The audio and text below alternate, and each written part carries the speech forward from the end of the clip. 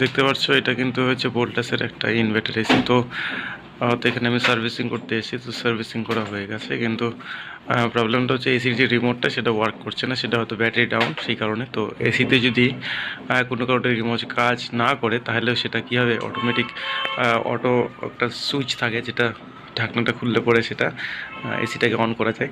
তো আমি সেটাই দেখাবো, যদি রিমোট কোনো কারণে ওয়ার্ক না করে তো সেই ক্ষেত্রে এসিটাকে কীভাবে অন করা যায়। তো সর্বপ্রথম এই যে ঢাকনাটা খুললাম, ঢাকনাটা খোলার পরে এখানে কিন্তু একটা বাটনস রয়েছে যেখানে লেখা রয়েছে অটো কুল। ঠিক আছে, এখানে যদি আমি প্রেস করি দেখতে পাচ্ছ এসিটা কিন্তু অফ হয়ে গেছে। এইখান থেকে অন অফ করা যায়। তো এইখান থেকে যদি রিমোট যদি কোনো কারণে কাজ না করে বা নষ্ট হয়ে যায় সেই ক্ষেত্রে কিন্তু এটা এইখান থেকে অন অফের